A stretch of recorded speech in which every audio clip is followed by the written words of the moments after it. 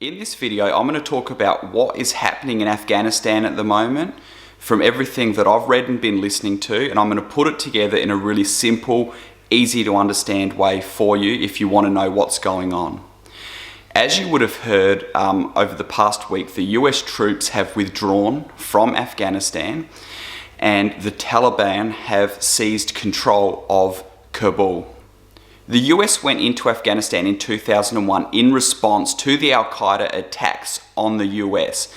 They went in to deal with the terrorist nests, to uproot Al-Qaeda and to topple the Taliban, which they did very quickly. But since then, over the last 20 years, they've remained in Afghanistan and committed billions and billions of dollars of resources. From what I've been listening to, the problem isn't so much that the US is withdrawing from Afghanistan. Many people don't want the US in Afghanistan, it's the way that it's being done. Rather than leaving initially after it accomplished its aims of uprooting Al-Qaeda, toppling the Taliban and dealing with the terrorism, the US remained in the country, pouring in billions of dollars and trying to build up the nation, build up a democracy there. And a lot of people were thinking the US should have left when its objectives were initially accomplished, and then if there were any further issues, they could have come back in again. But what's happened now is the nation has become so dependent upon the US, and a swift and immediate withdrawal is absolutely disaster in terms of the repercussions. And what people were saying is that if you're going to make a commitment to go into a nation and invest so much in the nation, and they're going to become dependent upon you, then you become responsible in the way that you are interacting with that nation in terms of remaining or withdrawing, and that the withdrawal would have to be a more careful, calculated way of doing things so that Afghanistan is not exposed to the Taliban coming right back in and filling the void. So the Taliban has been waiting in the wings the whole time for something like this to happen. They are very resilient, they are able to move quickly, and most importantly, they have a cause that they are completely committed to. They don't recognise the legitimacy that was the Afghan government, and they had always intended, obviously, to come back in and take control, which they did quickly and swiftly. And what this does now is this has left the nation exposed to all sorts of oppression under new rulership with a group that adheres to extreme Islamic ideologies. The US significantly underestimated the abilities of the Taliban to regain control so quickly, and underestimated the influence that they had within the country in numbers and the pockets of control that they still had. And now all that's left is to try to evacuate as many people as possible. It's a mess which cannot be undone. And the US have said to Afghanistan, the time has come where you need to fight this for yourselves now. We're not sticking around any longer. And a lot of people asking, how did the Afghani military completely fail and fold to the Taliban when the US has spent billions upon billions of dollars having continued to commit to the military capabilities of the Afghani military? And what people were saying is that basically the Afghani military, they did not have the will to fight.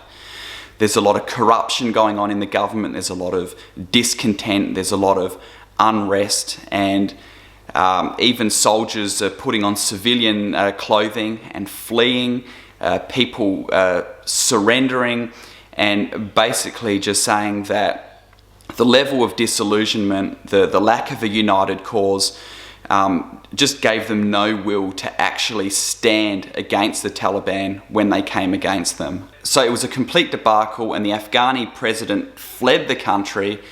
Hundreds of thousands of others have fled.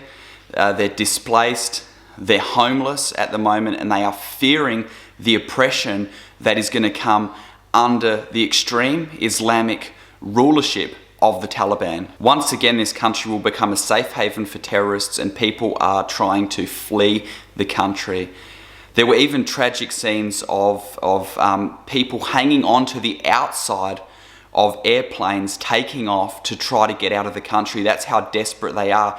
and absolutely devastating footage of people falling off the planes and plummeting to their death. They would rather take that risk to get out of the country than remain, knowing how bad things were under the Taliban originally 20 years ago. The Taliban have already been coming in. They're taking girls out of homes from as young as 12 years old, forcing them into marriage. It is disgusting. It is disturbing.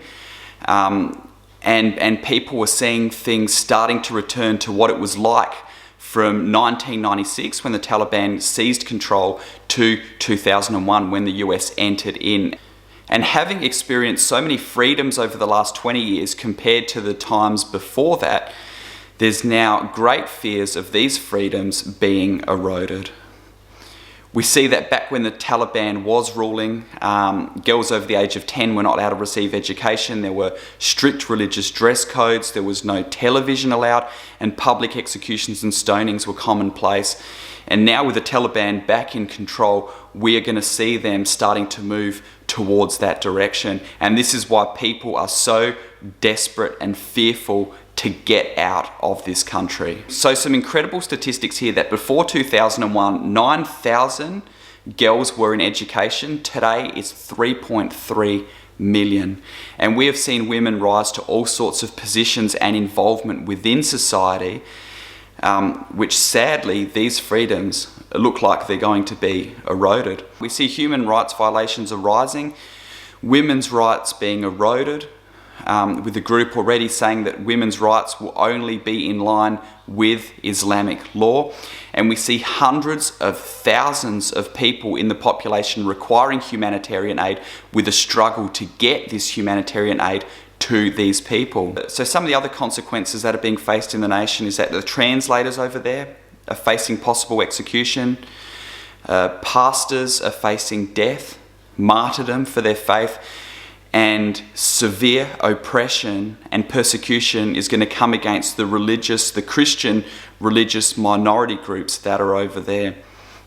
So we need to be praying for our brothers and sisters in Afghanistan, because this is a tragic, tragic situation.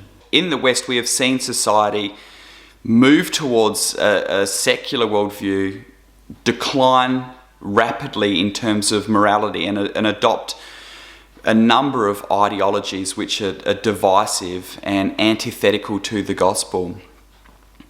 But when I see these things going on in countries like this, it really opens my eyes. It brings the book of Acts to life for me in the times of persecution that they would have experienced there. So as I reflect upon this, I just want to have God's heart for these people. I want to have a greater level of compassion. I want to commit these people to prayer. And I want to pray that the protection and the hand of Almighty God will be over these people at this time. And I also want to rejoice, as per Romans 8:18, which says that the suffering of this present age is not worth to be compared to the glory that is to be revealed. And in Thessalonians 4, it says this light momentary affliction is preparing for us an eternal weight of glory. And the fact that it would describe this affliction as light and momentary is only in comparison to the eternal and the wonderful magnitude of joy and peace and true life that we're going to experience in heaven. So brothers and sisters, let's commit our brothers and sisters in Afghanistan to prayer, and let us be appreciative of the freedoms that we have, and let us be mindful that there is a cost for our faith, and let us be willing to pay that cost and to fight the good fight of faith. Bless you, brothers and sisters.